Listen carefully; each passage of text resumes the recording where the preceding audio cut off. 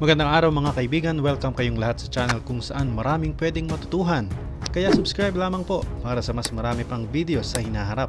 Kasama niyo ako Jericho Digamos at ngayon ay sama-sama nating alamin kung bakit natalo si Adolf Hitler ng Germany noong ikalawang digmaang pandaigdig. By the way, kung gusto nyong malaman kung paano nagsimula ang World War II, mayroon tayong video para dyan. Nasa description ng video na ito ang link para sa mga gustong manood. Sa tuwing ilalarawan ng kapangyarihang militar ng Alemanya bago at habang nasa kasagsagan ng World War II, madalas nating maririnig ang mga salitang napakalakas, napakabilis at magagaling. Sa ilalim ng pamumuno ni Adolf Hitler, matinding sinanay ang mga sundalong Aleman at armado din sila ng malalakas na sandata. Bumuo din sila ng mga bagong estratehiya sa digmaan. At sa katunayan, dahil sa lakas at impluwensya ng Nazi Germany, napakalaking bahagi ng Europa ang nakontrol at nasakop nila. Pero sa kabila ng lahat ng ito, bakit nga ba nauwi ang Germany sa pagkatalo, pagsuko at pagpapakamatay ng kontrobersyal na leader nito? Bueno, maraming iba't ibang mga sali kung bakit natalo ang Germany na pinamumunuan ni Adolf Hitler noong digmaang pandaigdig II. Magkakakonekta ang mga dahilan at kadalasang epekto ito ng naunang mga positibo o negatibong pagkilos. Halimbawa, noong 1925, idiniklara ni Adolf Hitler ang kanyang plataporma sa politika sa kanyang aklat na Mein Kampf. Nakasaad dito na para magkaroon ng mga Aleman ng sapat na lupang tinitirhan o Lebensraum, kailangan nilang magpalawak ng teritoryo sa silangan. Nangangahulugan ito na sasakupin talaga niya ang Unyong Sobyet para masigurado ang minimithin niyang pagpapatuloy ng lahing Aleman sa mga henerasyong darating. Subalit dahil hindi naman niyan mahihikayat ang makapangyarihang Britanya na samahan siya sa pakikipagdigma at pagsakop sa USSR, kailangan niyang maghanap ng iba na mas mahinang bansa. At nariyan nga ang Italia na pinamamahalaan sa ilalim ng pasismo, isang ideolohiyang hindi nalalayo sa nasismo. Ang problema, noong magsimula ang World War II, ang mga sandata at mga armas ng kaharian ng Italia ay mga luma o sinauna pa. Sa isang pangyayari tungkol sa Italia, bigla nitong nilusob ang Gresya sa pag-aakalang mapapasuko niya ito sa loob ng ilang araw. Nagulat din si Hitler sa pagkilos na ito ni Mussolini. Palpak at kahiyahiya ang inabot ng mga Italyano dahil isang linggo pa lang sila ang napaurong ng mga sundalo sa Gresya. Bagaman napakahalaga ng labanan sa North Africa, kinailangang ilipat ni Hitler ang kanyang mga tropa papunta sa Gresya para tulungan ang kawawa niyang kaalyado. Na maglaon, tuluyan ng sinakop ng Germany ang Greece. Kahit na alam nilang kailangan may sakatuparan agad ang paglusob sa Unyong Sobyet, pero napatuon ang pansin nila sa Greece. Dahil dito, naantala ng halos 6 na linggo ang pag-atake nila sa Russia, kaya inabot pa sila doon ng taglamig. Sumapi din sa Axis powers ang mga bansang gaya ng Romania at Hungary, pero wala sa kanila ang makapagbibigay ng malakas at kapangyarihang militar na kailangan ng Alemanya noong panahon na iyon. Isa pa, noong labanan sa Stalingrad, mahigit na 200,000 sundalong Aleman ang napapalibutan na ng mga tropang Sobyet.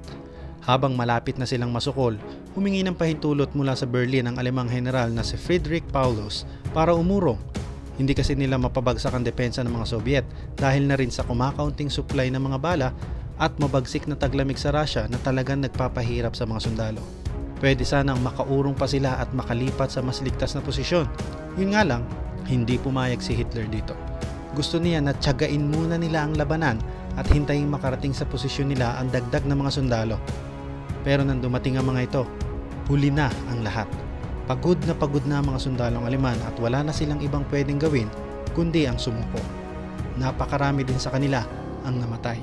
Samantala sa Germany, tinanggal ni Hitler ang mga opisyal dahil sa di umano'y hindi pagsunod sa kanya at pagmumungkahi ng pag-urong ng mga tropa at pagbitaw sa mga nasakop ng teritoryo.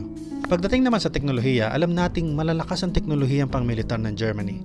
Nariyan ang malalakas na tangke at mga eroplanong pandigma na bultuhan o maramihan kung gawin. Magbibigay na sana ito ng lakas para maging mas nakahihigit sila sa labanan. Yun nga lang, naghangad sila ng mas malalaki at mas malalakas na tangke sa halip na gumawa na lang ng mas marami pang medyo maliit pero epektibong tangke gaya ng Panther tank. Dahil dito, mas maraming iba't ibang mga pyesa ang kailangan buuin, mas marami din kasanayan ang kailangan sa pagbubuo nito. At yamang marami din sa mga nagtatrabaho sa pabrika ay mga sapilitang paggawa. Hindi ganon kataas ang kalidad ng produkto at nauwi ito sa madaliang pagkasira at pangangailangan ng karagdagang mga pyesa. Isa pang dahilan ang pagdedeklara niya ng digmaan laban sa Estados Unidos.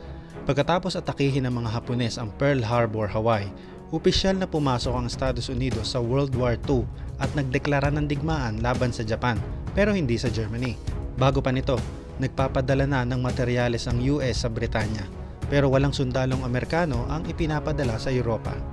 Noong December 8, hinikayat ng Japanese ambassador ang Germany na magdeklara ng digmaan laban sa US, pero ayaw muna itong gawin ng foreign minister ng Germany dahil nga baka malagay sa alanganin ng kanilang bansa na nasa gitna ng pakikipagdigma sa mga lupain sa Europa. Pero tumutol si Hitler. Naisip niya na darating ang araw na lalaban din sa kanya ang US. Malamang na naramdaman din niya ang obligasyon na suportahan ang kanyang kaalyado sa Axis power na Japan. Naisip din niya na talagang kayang guluhin ng mga Hapon ang mga Amerikano. At baka nga matalo pa nila ito. At kapag nangyari iyon, makakasali na ang Japan sa Germany sa laban nila kontra Russia. Kaya noon ng December 11, 1941, 3 araw pagkalipas ng pag-atake sa Pearl Harbor, nagdeklara si Hitler ng digmaan laban sa Estados Unidos. Pero gaya ng mga sumunod na nangyari, dahil sa pagsali ng US sa digmaan, tumulong ito para lumakas ang bansa at maging makapangyarihan, na kailangan naman ng Allied Forces para makaungos din sa labanan. Isa pa, noong sasakupin na ng Germany ang USSR, sinabi ni Hitler sa kanyang mga general na kailangan lang nating sipain ang pinto at ang buong bulok na gusali ay babagsak kasunod nito. Ibig sabihin, malaki ang paniniwala niya na madali niyang matatalo ang USSR at dahil dito, hindi na nila kailangang paghandaan ng taglamig sa Russia. Yun nga lang, ang nangyari, taglagas na noong 1941 pero hindi pa nila masakop-sakop ang Moscow. Hindi rin nila magawang mapasuko ang mga sundalong Soviet na pumipigil sa kanilang opensa. Dahil dito, inabot sila ng taglamig. At kailangang harapin ng mga sundalong Aleman ang bangis ng taglamig sa Russia, suot ang kanilang uniformeng pantag-araw. Doon din sa labanan sa Russia naganap ang pinakamahal o pinakamagastos na labanan ng digmaan, ang Battle of Stalingrad. Dahil sa labanan na ito, napakalaki ng naging pagbabago sa kalagayan ng digmaan. Ninais kasi ng Germany na makuha ang mga oil fields sa Caucasus. Napakahalaga ng produktong langis at petrolyo para mapagana ang kanilang mga dimakin ng sandata sa digmaan. At sangayon sa mga historiador, pwede sanang lampasan muna ang lungsod ng Stalingrad para masakop ang mga oil fields at saka ito balikan para sakupin. Pero hindi ito naging utos sa kanila. Bagkus, inutusan sila na sakupin ang lungsod. At dahil dito, napilitan silang makipaglaban sa bawat kalye, bawat bahay o establishmento at maging sa bawat kwarto ng mga gusali. Ang epekto, daan-daang libong sundalo ng Axis ang namatay. Gaya ng nabanggit kanina, naglungsad ang Unyong Soviet ng malaking opensa at pinaligiran ng Stalingrad. Nasukol ang 6th Army ng mga Aleman at dahil hindi nga pinayagan ni Hitler ang pag-urong, lalong nasigurado ang kanilang pagkatalo. Ito ang pinakamalaking pagkatalo sa digmaan sa kasaysayan ng German Army. Isa pa, gaya ng nalaman natin, talagang target pala ni Hitler ang Russia sa kanan. Pero para maiwasan ang pakikipaglaban sa kaliwa at sa kanan, inatake muna niya ang France at Britanya. Nasakop naman niya ang France sa loob lang ng ilang linggo. Pero dahil natalo siya sa Battle of Britain, hindi niya nakumpleto ang pagpapatahimik sa mga kalaban niya. Nandyan pa rin ang Britanya na umaatake mula sa kaliwa. At pagkatapos ng atakihin ng Japan ang Pearl Harbor, nagdeklara din siya ng pakikipagdigma laban sa Estados Unidos. Dahil dito, mapipilitan siya ngayong lumaban sa Britanya at sa Estados Unidos sa North Africa, Italy at bilang panghuli ay sa France. Pero dahil nakikipagdigma din siya sa USSR, patuloy niyang hinahati ang kanyang puwersa militar sa kaliwa at sa kanan. Dahil hindi niya maituon ang 100% lakas sa iisang bahagi, lalong lumabo ang pagkakataon niyang manalo sa mga laban. Sa ating pagtalakay, nakita natin na hindi maibigay ng mga kaalyado niya ang lakas na kailangan niya. Yung iba, kailangan pa niyang saklolohan. Totoo na malakas naman ang Japan, pero nasa kabilang panig ito ng daigdig at malayo sa kanila. At may kinakaharap din itong mga katunggali. May mga pagkakataon ding ayaw niyang paurungin ang kanyang tropang militar patungo sa mas ligtas na lugar.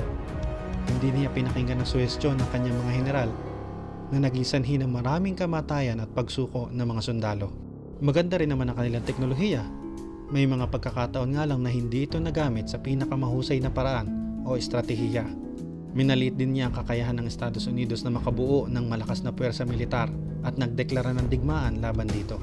Hindi niya inaasahan na magiging napakalaking suporta ng US sa Allied Forces pagdating sa mga kagamitan, armas, makinarya at maging sa bilang ng sundalo. Hindi rin nila natayang mahusay kung ano talaga ang kailangan para mapabagsak ang Unyong Sobyet sa mabilis na paraan. Nang magtagal ang labanan, inabot sila ng taglamig at napatunayang hindi handa ang mga sundalong Aleman sa mga nangyaring ito. Malaking bilang din ng sundalo nila ang nawala sa Battle of Stalingrad. Napakalaki rin ng nagastos para suportahan ang labanang ito na nauwi lang sa kanilang pagkatalo. At hindi rin naiwasan ni Hitler ang pakikipaglaban sa iba't ibang panig ng Alemanya ng sabay-sabay. Sa rurok ng labanan noong World War II, pareho nilang dinedepensahan ang kaliwa at kanang bahagi ng kanilang mga lupaing nasakop. Dahil dito, nahati ang atensyon at lakas ng bawat pwersang Aleman. Ilan lang ito sa mga dahilan kung bakit bumagsak at natalo ang Nazi Germany sa ilalim ni Adolf Hitler noong World War II. Tiyak na mayroon pang mga mas maliliit o mas malalaking salik sa kanilang pagkatalo ang hindi natin nasabi o natalakay. Pero ang lahat ng iyon ay bahagi ng ating malungkot na kasaysayan noong ikalawang digmaang pandaigdig.